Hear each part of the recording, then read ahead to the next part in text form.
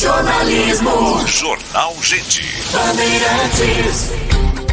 8h23 aqui na Rádio Bandeirantes. E depois do que aconteceu na semana passada no litoral norte de São Paulo, a pergunta que a gente faz é: o que o Brasil precisa fazer para pelo menos tentar minimizar a possibilidade de novas tragédias como essa? E não só isso, não é? Quando? Bom dia, Thaís, Pedro, Sônia, Cláudio, um prazer enorme conversar com vocês, conversar com os ouvintes da Rádio Bandeirantes. É porque quando a gente fala nesse problema, não é, Cláudio, Sônia, Gessner, parece que é quase insolúvel pela magnitude, pelo tempo que o Brasil convive com esse tipo de ocupação irregular. A gente entrevistou aqui na sexta-feira, por exemplo, o governador do estado de São Paulo, Tarcísio de Freitas, e ele disse que só no estado de São Paulo são 14 mil áreas com ocupação irregular. 14 mil áreas. Isso são milhões de pessoas. Gessner, por onde a gente começa e qual é o cálculo que se faz para começar a se tentar resolver esse problema de uma forma menos pontual? Desmoronou o morro, vai lá, corre, constrói residência popular para aquela região, mas as outras milhares seguem igual. Por onde se começa? Olha, Thaís, há realmente esse grande problema no Brasil. A cada tragédia, normalmente a culpa é de São Pedro. E, de fato, não é. De fato, nós temos algumas medidas que não são medidas tão complexas assim, que precisam ser tomadas urgentemente. Eu tenho enfatizado muito, Thaís, Sônia, Cláudio, Pedro, tenho enfatizado muito a necessidade de uma infraestrutura de drenagem e de drenagem verde nas cidades. O nosso serviço, como nós já temos discutido aqui, o nosso serviço de água é precário, de esgoto é precário, de resíduos sólidos urbanos é precário, mas a drenagem é mais precário ainda. Só para dar uma ideia, segundo os dados do Sistema Nacional de Informações sobre Saneamento Básico, você tem mais da metade dos municípios não tem uma infraestrutura de galerias fluviais. O que é isso? É uma infraestrutura feita para escoar a água quando há justamente uma chuva, quando há uma chuva mais forte. Nós fizemos um cálculo, Thaís, para o Ministério do Desenvolvimento Regional, há cerca de 8, 9 meses atrás, procurando ver qual seria o investimento necessário para ter um serviço satisfatório de drenagem, ou seja, para cada chuva mais forte, a população não ficar com medo, um medo justificado de que uma tragédia pode acontecer. Então, esse volume de recursos é de 17,3 bilhões ano para que nos próximos 10 anos seja possível ter um serviço satisfatório. Então, necessariamente, nós estamos falando de uma coisa que vai demorar, mas justamente por isso precisa fazer imediatamente. Para o ouvinte da Rádio Bandeirantes ter uma ideia do que isso representa, 17 bilhões aproximadamente seriam necessários. No ano de 20, 21, 22, a média ficou entre 3 e 4 bilhões de reais, ou seja, nós estamos investindo menos de um quinto. Nós precisamos multiplicar por mais de 5 vezes o investimento em drenagem para chegar ao nível necessário. Gessner, oi. Queria te pedir o seguinte, você falou em 17 bi por ano, por 10 anos, para resolver essa questão de drenagem. Você consegue criar aqui uma comparação com outros gastos que o país tem, para o nosso ouvinte ter uma ideia de o quanto isso é ou não executável? Sem dúvida. Por exemplo, seria necessário algo como 36 bilhões de reais ano para universalizar os serviços de água e esgoto. Algo que está dentro dos cálculos do marco do saneamento, algo que está previsto. 17 bilhões não é claro que é muito dinheiro, não é, Thaís? Mas não é tanto assim. Comparando, por exemplo, com aquilo que é investido na cadeia de petróleo e gás, em telecomunicações, energia elétrica, é algo menor, é algo relativamente baixo, porém, o grande problema, e aqui eu compartilho com vocês, o grande problema é uma questão de economia política. Será que os municípios terão os incentivos para fazer esses investimentos? Será que o prefeito vai dar uma grande prioridade a esses investimentos que são de longo prazo, que assim como o esgoto, assim como o investimento de água, etc., são muitos desses investimentos ficam embaixo da terra, não são visíveis, né? Então, será que existe esse incentivo? Não existe. Na verdade, há um grande problema, e há um outro problema mais grave ainda: os municípios também não têm recursos. A grande maioria dos municípios não teriam o dinheiro nem o incentivo para fazer esses investimentos que são essenciais. Então, o que é preciso é realmente colocar muita prioridade nesse tema no âmbito federal e, do outro lado, promover parcerias público-privadas para que o setor privado faça esses investimentos e seja remunerado por isso, haja leilões e que haja parcerias público-privadas para investimento em drenagem. Isso é fundamental, professor, sob pena de não resolver o problema. Professor, esse serviço de drenagem seria basicamente a construção de redes pluviais, né, de captação de água, galerias, bacias, né, construção galerias de bacias. Pluviais, podem ser bacias, podem ser piscinões, Cláudio, e também complementado por uma política também de drenagem verde, de garantir áreas verdes capazes de absorver a água da chuva ou com grande intensidade, e também articulado necessariamente ao planejamento urbano. Quer dizer, se a cidade cresce de forma completamente desordenada, isso não é possível, não é, Cláudio?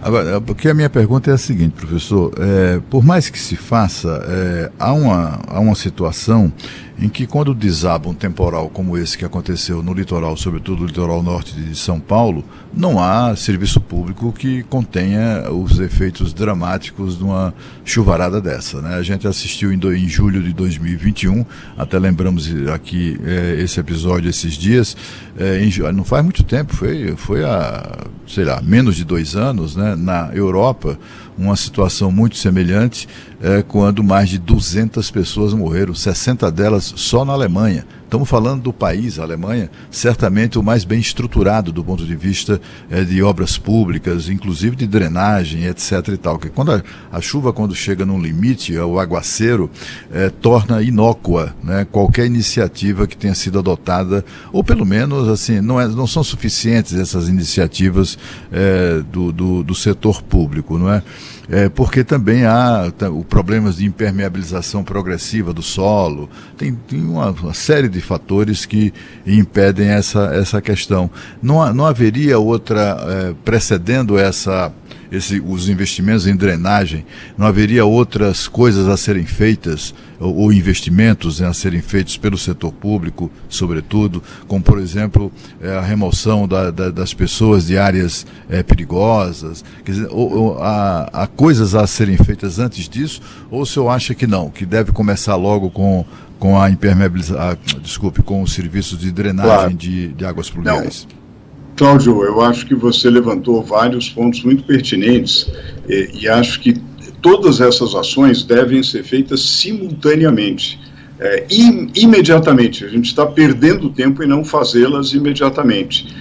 Eu ouvi a entrevista e a conversa com vocês do governador Tarcísio na última sexta-feira. Há uma série de medidas, por exemplo, de alerta, medidas que melhoram a previsibilidade meteorológica, organização da população para rapidamente poder evitar ou poder sair dos locais de risco e, você apontou muito bem, acabar com o populismo da invasão de terras e da leniência em relação a deixar a ocupação de áreas que são áreas absolutamente de risco. A começar, Cláudio, Sônia, Thaís e Pedro, a começar pelo mapeamento. Eu vou compartilhar aqui um dado com vocês.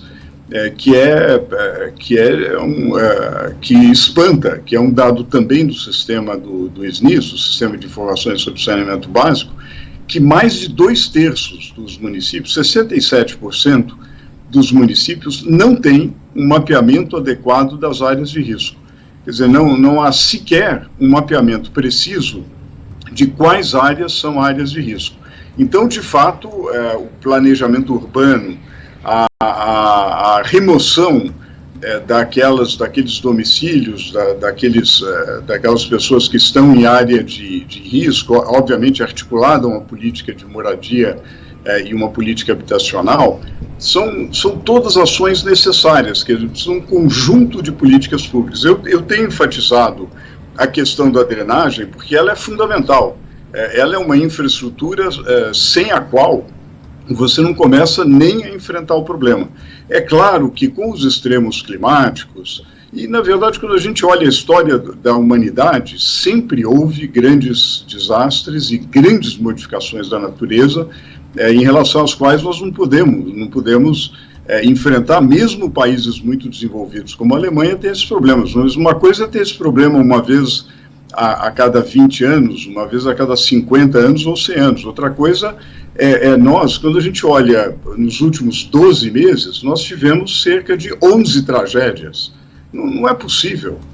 Não é possível continuar assim, que a gente já sabe que daqui a algumas semanas haverá uma tragédia a ser noticiada. Não é aceitável. Professor Gessner, Sônia, aqui, um prazer receber o senhor no Jornal Gente da Rádio Bandeirantes, e a gente sempre aproveita a presença do senhor aqui para repercutir outros assuntos, né, que estão na mídia, que tudo que diz respeito à economia, né, principalmente o Brasil aí iniciando um novo governo. Mas o que chama muita atenção essa semana é a questão dos impostos sobre os combustíveis, né? Nessa semana o governo deve refinir aí a reoneração dos impostos sobre os combustíveis, a baixa dos impostos realizada pelo governo anterior. Primeira pergunta para o senhor: foi errada? E o quanto a Petrobras deve ser chamada a contribuir na tão falada política de preços dos combustíveis? Eu dou até um exemplo para o senhor. Aqui na França, a Total, que é uma empresa privada, colocou um teto de 1,99 euros para o ano de 2023 para os combustíveis. O que o senhor pensa disso? Olha, eu acho que é inescapável recolocar a tributação sobre os combustíveis, dada a situação fiscal brasileira.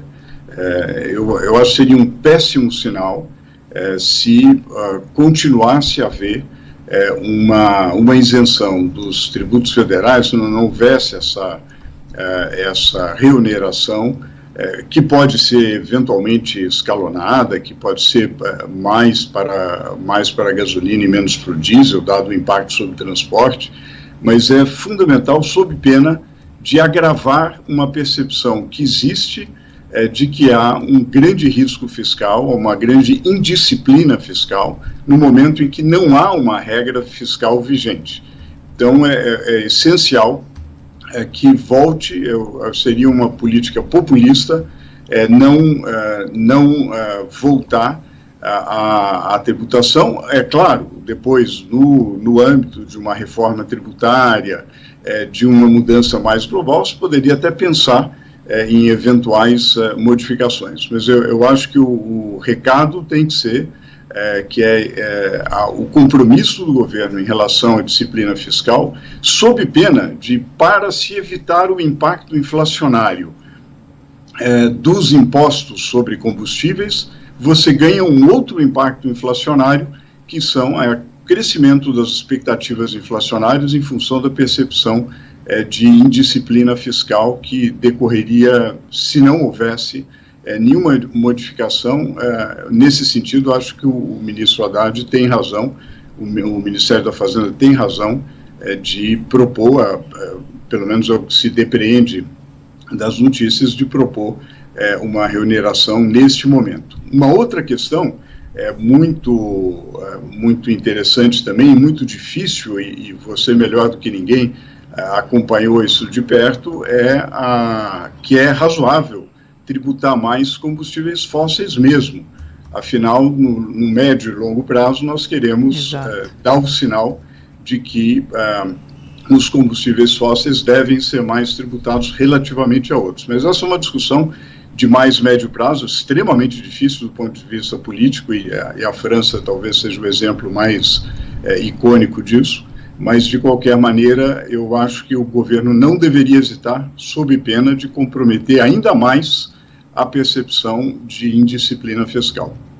Ô Gessner, aí é uma situação bem difícil, né? Porque você tem do lado a inflação, você tem do outro lado as outras coisas. É claro que é muito compreensível e racional o seu ponto de vista aqui, trazido aos ouvintes do Jornal Gente da Rádio Bandeirantes. Mas tem alguma outra coisa que poderia ser feita assim de imediato? Porque tem muita reforma que a gente sabe que demora. Você conhece bem o trâmite e o tempo do legislativo, que não é aquele ideal. Tem alguma outra medida que poderia vir acompanhada, né, dessa volta da tributação e dos combustíveis, para, de alguma forma, amenizar o impacto da inflação e, em última análise, no bolso das pessoas? Olha, Pedro, é muito difícil, digamos, do ponto de vista de popularidade, compensar aumento de impostos sobre combustível. É uma medida amarga. Agora, de qualquer maneira, eu acho que, a exemplo do que a gente discutia anteriormente sobre o problema das chuvas, etc., aqui também um conjunto de medidas é necessário. Eu acredito, inclusive, que o governo, espero que o governo vá fazer isso. Quer dizer, simultaneamente a essa reoneração dos combustíveis, que poderá eventualmente ser um pouco mais gradual, a apresentação, como foi prometida pelo ministro Haddad, a apresentação urgente de uma regra fiscal que dê uma sinalização de, olha, o gasto não vai explodir, haverá, por exemplo, um limite ao endividamento aliado a uma meta de déficit primário, de superávit primário, na verdade, e aliado a uma revisão periódica de gastos que garanta uma alocação melhor de recursos. Eu estou aqui dando um exemplo daquilo que poderia ser anunciado como regra fiscal e que eu julgo, pela experiência internacional, que é algo bastante razoável.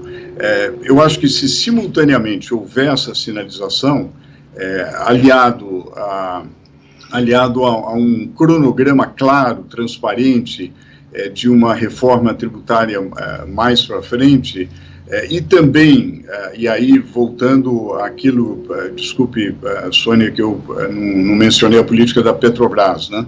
Mas há uma política que amorteça os impactos de variações de preços promovido pela principal empresa, que é a Petrobras. É algo que nós já discutimos, que há algumas formas de você amortecer esse impacto para que ele não seja tão imediato em função de mudanças nos preços internacionais. Isso poderia dar um sinal bastante positivo, dar um sinal de disciplina fiscal de um lado, dar um sinal de preocupação em não gerar um impacto muito forte no bolso do consumidor, mas ao mesmo tempo chamando atenção para os compromissos de médio e longo prazo. Em política econômica, eu acho que é preciso muita coragem e poder de persuasão, mostrando objetivos de médio e longo prazo e chamando a atenção que alguns sacrifícios de curto prazo serão necessários. É claro que tudo isso não dá para fazer milagre, não dá para arrumar a situação se não houver uma disposição de cortar gastos supérfluos. Infelizmente, essa é uma área que o atual governo não dá atenção. Aliás, essa é uma área que tem sido esquecida há muito tempo, que é cortar gastos na máquina pública, né? Realmente fazer uma reforma administrativa para valer, e isso certamente complementaria de uma forma muito boa o conjunto de medidas que eu mencionei, porque daria o sinal para a sociedade que, olha, é preciso, há alguns sacrifícios que o consumidor tem que fazer no curto prazo, vai pagar um pouquinho mais o litro da gasolina, um pouco mais o litro do diesel, mas o setor público também está fazendo sua parte em nome de um ajuste da economia. Professor, como eu disse antes, sempre que o senhor é convidado para participar do nosso programa, o senhor não sai daqui sem responder um monte de perguntas. E eu queria aproveitar a oportunidade. Obrigada, professor Gésner, obrigada mesmo. Queria aproveitar a oportunidade para perguntar para o senhor sobre os problemas de crédito em várias empresas do varejo brasileiro. Esse problema foi devido ao aumento de juros do Banco Central ou tem outros motivos? O Brasil pode viver de fato uma crise de crédito ou esse problema deve ficar limitado a algumas empresas endividadas?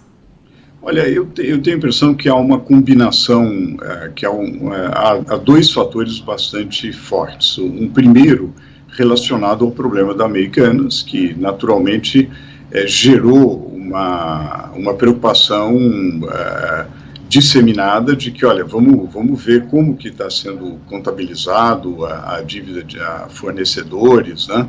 Isso eu posso dizer, vocês têm acompanhado isso sempre com muita precisão, em todas as empresas praticamente que fazem um controle contábil, dedicaram sessões especiais para a questão de dívida com fornecedores e o seu tratamento e a consistência dos seus balanços contábeis. Então, naturalmente, o sistema bancário também olhou isso com grande apreensão e verificou se não haveria outros casos, etc. Crises dessa natureza, imediatamente há um contágio natural, porque todo mundo retrai. Quer dizer, a primeira coisa que as pessoas fazem corta aqueles empréstimos que estavam sendo programados para a gente olhar a situação e ver o que está acontecendo. Eu acho que é algo temporário, não acredito que seja algo estrutural. Naturalmente, vai requerer ajustes de várias naturezas em vários sistemas contábeis, mas é algo que é passageiro.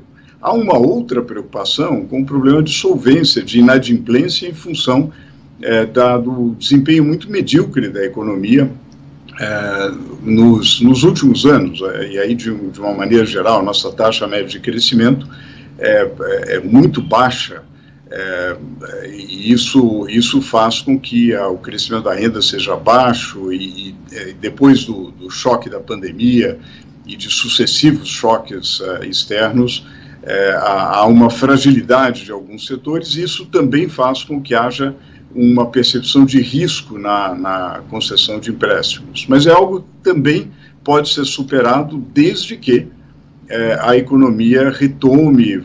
O comportamento do ano passado foi bastante alentador no sentido da recuperação dos serviços, que já está acima do nível pré-pandemia, além da sorte brasileira, mas não é sorte, na verdade, algo que foi construído pelo Brasil, que é uma situação, nesse quadro internacional tão difícil, uma situação tão privilegiada do ponto de vista de potencial de geração de fontes renováveis de energia. E isso é percebido e naturalmente.